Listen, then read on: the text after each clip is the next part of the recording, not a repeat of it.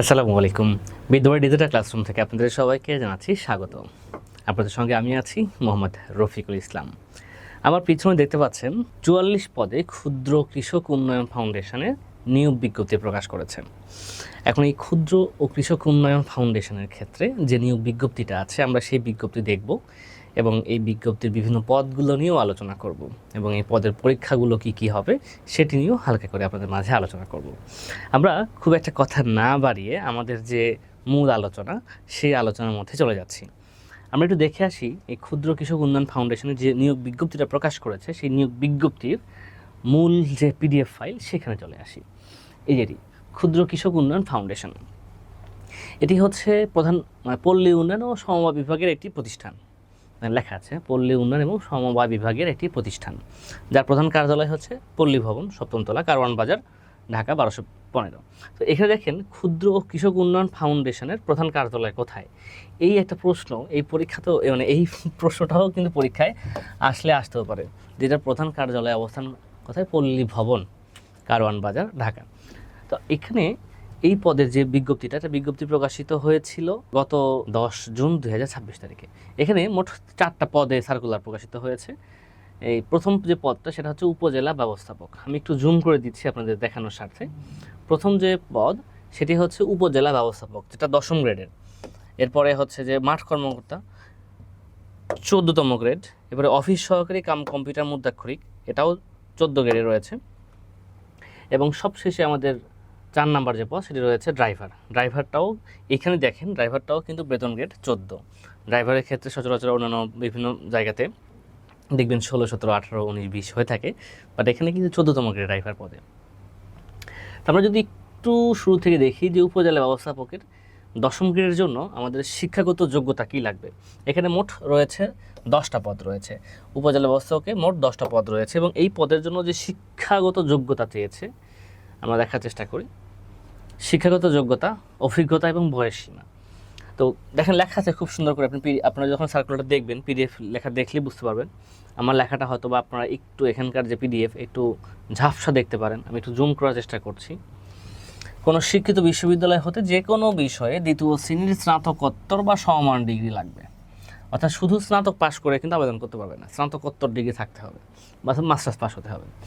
সরকারি বা বেসরকারি সংস্থায় দারিদ্র্য বিমোচন এবং ক্ষুদ্র ঋণ কার্যক্রম বাস্তবায়নের অভিজ্ঞতা সম্পন্ন প্রার্থীদের অগ্রাধিকার প্রদান করা হবে এবং কম্পিউটার পরিচালনায় অভিজ্ঞতা থাকতে হবে। সংশ্লিষ্ট ক্ষেত্রে অভিজ্ঞতা সহ স্নাতক বা সমান ডিগ্রিধারী 3 বছরের অভিজ্ঞতা ও কম্পিউটার জ্ঞান সম্পন্ন বিভাগীয় প্রার্থীগণ আবেদন করতে পারবেন। একটু খেয়াল করিয়েন কি বলেছে, সংশ্লিষ্ট ক্ষেত্রে অভিজ্ঞতা সহ স্নাতক বা সমান ডিগ্রিধারী 3 বছরের অভিজ্ঞতা এবং কম্পিউটার জ্ঞান সম্পন্ন বিভাগীয় প্রার্থীগণ আবেদন করতে পারবেন। সর্বোচ্চ বয়সসীমা হবে 35 বছর, তবে বিভাগীয় প্রার্থীদের ক্ষেত্রে সর্বোচ্চ বয়সসীমা 39 বছর। আপনি যদি বিভাগীয় প্রার্থী না হয়ে থাকেন তাহলে আপনার জন্য বয়সসীমা হচ্ছে 35 বছর, আর যদি বিভাগীয় প্রার্থী হয়ে থাকেন তাহলে 39 বছর। আমরা অনেকেই একটা প্রশ্ন মাঝে মাঝে মানে মাথার ভিতরে ঘুরপাক খায় যে স্যার বিভাগীয় প্রার্থী বলতে কী বুঝি। বিভাগীয় প্রার্থী বলতে আপনার যে বাড়ি কোনো বিভাগে তা কিন্তু নয়। হ্যাঁ, আপনি এই যে ক্ষুদ্র কৃষক ফাউন্ডেশনের নিয়োগ বিজ্ঞপ্তিটা এসেছে, আপনি যদি ওইখানেই চাকরিটা করে থাকেন, অন্য কোনো পদে চাকরি করে থাকেন, সেক্ষেত্রে আপনাকে বলা হবে ওই ক্ষেত্রে বিভাগীয় প্রার্থী। ওকে, এটা হচ্ছে আমাদের যেটা আলোচনা করলাম উপজেলা ব্যবস্থাপক এখানে। এখন এটার পরীক্ষা পদ্ধতি নিয়ে যদি একদম কথা বলা যায়, যে পরীক্ষা পদ্ধতি নিয়ে কথা বলি একবারে। হ্যাঁ, উপজেলা ব্যবস্থাপকের পরীক্ষা পদ্ধতিটা কেমন, বিগত সালের যে পরীক্ষা যদি দেখেন এখানে আসলে পরীক্ষা পদ্ধতি এমসিকিউ লিখিত হয়েছে। হ্যাঁ, অর্থাৎ প্রথমে এমসিকিউ হয়েছে, এরপর লিখিত হয়েছে, এমসিকিউ লিখিত, তারপরে ভাইবা হয়েছে। তবে এবছর যেহেতু মানে এর আগের বছর পদসংখ্যাটা একটু বেশি ছিল, এবছর যেহেতু পদসংখ্যাটা কম, সরাসরি লিখিত পরীক্ষা হইলেও হইতে পারে। এবারে মাঠ কর্মকর্তা বেতন গ্রেড 14, যেটা এখানে পদসংখ্যা হচ্ছে 25টি শূন্য পদ রয়েছে। এই মাঠ কর্মকর্তা পদ দেখেন উচ্চ মাধ্যমিক বা সমমান ডিগ্রি থাকলে আবেদন করতে পারবেন। সরকারি, আধা সরকারি, স্বায়ত্তশাসিত বা বেসরকারি সংস্থায় ঋণ কার্যক্রম এবং কম্পিউটার পরিচালনায় অভিজ্ঞ প্রার্থীদের অগ্রাধিকার দেওয়া হবে। এখানেও সর্বোচ্চ বয়সসীমা 35 বছর, তবে বিভাগীয় প্রার্থীদের ক্ষেত্রে সর্বোচ্চ বয়সসীমা 39 বছর। এরপর অফিস সহকারী কাম কম্পিউটার মুদ্রাক্ষরিক, যেটাতে মাত্র 7টা পদ রয়েছে। এই 7টা পদের মধ্যে উচ্চ মাধ্যমিক এবং সমান পরীক্ষা পাস হতে হবে। তবে বিজ্ঞান বিভাগে উত্তীর্ণ প্রার্থীদের অগ্রাধিকার দেওয়া হবে। ডাটা এন্ট্রি অপারেটর হিসেবে দক্ষতা নিরূপণ পরীক্ষায় বা অ্যাপটিটিউড টেস্ট উত্তীর্ণ হতে হবে, সর্বোচ্চ বয়সসীমা 35। আর ড্রাইভার 2টা পদে নেবে। কোনো শিক্ষা বোর্ড কর্তৃক স্বীকৃত কোনো স্কুল হইতে ন্যূনতম 8ম শ্রেণী পাস হলে আবেদন করতে পারবেন। বৈধ ড্রাইভিং লাইসেন্স সহ কমপক্ষে 2 বছরের বাস্তব অভিজ্ঞতা থাকতে হবে, সর্বোচ্চ বয়সসীমা হবে 35 বছর এর ড্রাইভার পদের জন্য। এখন এই যে আমরা জাস্ট সার্কুলারটা দেখলাম, এখন এখানে যে আমাদের পরীক্ষা পদ্ধতি নিয়ে একটা কনফিউশন থাকে। আমি পরীক্ষা পদ্ধতির বিগত সালের প্রশ্নগুলো দেখেন, এখানে এমসিকিউ উপজেলা ব্যবস্থাপকে এমসিকিউ প্লাস রিটেন দুটোই কিন্তু হয়েছে, এমসিকিউ প্লাস রিটেন।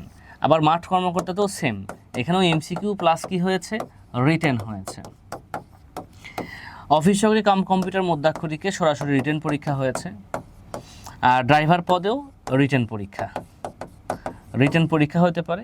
আবার এখানে এমসিকিউ তো হতে পারে, এটা নির্ভর করে, বুঝছেন, এটা এমসিকিউ পরীক্ষা কম হয়, এখানে রিটেন পরীক্ষাটা বেশি হয়ে থাকে। হ্যাঁ, তো এই হচ্ছে বিষয়। এখন শর্তগুলো দেখি কি শর্ত বলেছে দেখার চেষ্টা করি। আবেদনের যে শর্তাবলী, আবেদনের শর্ত হচ্ছে 1/6/2026 তারিখ গণনা হবে। হ্যাঁ, 1/6 অর্থাৎ জুন মাসের 1 তারিখে আপনার বয়সসীমা 35 বছর হতে হবে। ওকে, তাহলেই হবে। এবং 18 বছরও হতে হবে তাকে, মিনিমাম এই সময়টাতে 18 বছর হতে হবে, 18 বছর কম হলেও হবে না। এখন আবেদনের যে সময়সীমা 28/6/26 তারিখ হতে 27/7/26 তারিখ পর্যন্ত হবে, অর্থাৎ জুন মাসের 28 তারিখ থেকে জুলাই মাসের 27 তারিখ পর্যন্ত আবেদন করা যাবে, বিকাল 5টা পর্যন্ত। ওকে, আবেদনটা করতে হবে অনলাইনের মাধ্যমেই। হ্যাঁ, এবং কি কি এখানে রয়েছে সমস্ত কিছু এখানে রাখা হয়েছে।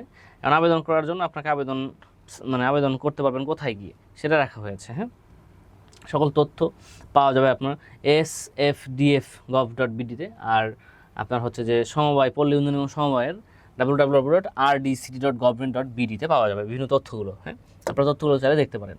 আবেদনের নিয়মগুলো সবগুলো অন্যান্য যে চাকরি পরীক্ষা আবেদন করেন সেই নিয়মের মতো করেই এখানে আবেদন করতে হবে।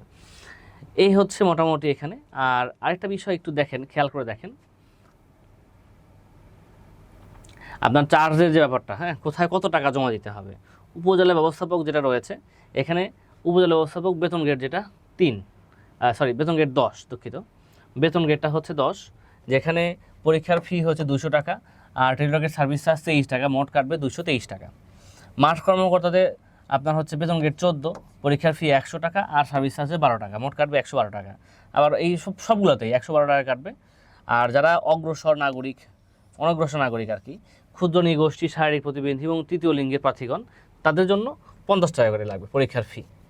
আর হচ্ছে টেলিটকের সার্ভিস চার্জে 6 টাকা, এই মোট 56 টাকা লাগবে এখানে। ওকে, এবং কীভাবে আবেদন করবেন না করবেন, যেটা অন্যান্য চাকরি পরীক্ষা যারা আবেদন করেন ওই আবেদনের প্রক্রিয়ায় এখানে আপনাকে আবেদন করতে হবে। এই হচ্ছে আমাদের এই ক্ষুদ্র কৃষক উন্নয়ন ফাউন্ডেশন, এটার যে সার্কুলারটা ছিল এই সার্কুলারের পার্টটা। এখানে 44 পদে, মোট পদের সংখ্যা 44, 10 আর 25, 10, 25, 7 এবং 2, মোট 30। তো এখানে ম্যাক্সিমাম পরীক্ষাগুলো রিটেন পরীক্ষা হবে, অর্থাৎ এখানে আপনারা যদি আবেদন করবেন তাদের পরীক্ষার প্রিপারেশন নিতে হবে লিখিত পরীক্ষা ভিত্তিক। ওকে, তো এই হচ্ছে আমাদের ক্ষুদ্র কৃষক উন্নয়ন ফাউন্ডেশনের যে সার্কুলারটি ছিল এটি নিয়ে কথা বললাম। এছাড়াও এই সার্কুলার সংক্রান্ত আপনি অনেক তথ্য হয়তো বা জানতে পারেন, আপনারা কমেন্ট বক্সে সেই প্রশ্নগুলো লিখতে পারেন। আমাদের যে কমেন্ট সেকশনটা রয়েছে কমেন্ট বক্সে লিখতে পারেন, অথবা আমাদের যে হটলাইন নাম্বারটা রয়েছে এই হটলাইনে যোগাযোগ করে আপনার যে কোনো প্রশ্ন থাকলে সেটি বলতে পারেন। ওকে, আজকের পর্বটি এখানেই সমাপ্ত করছি, দেখা হবে ইনশাল্লাহ পরবর্তী পর্বে। ধন্যবাদ সবাইকে, ভালো থাকবেন, আল্লাহ হাফেজ।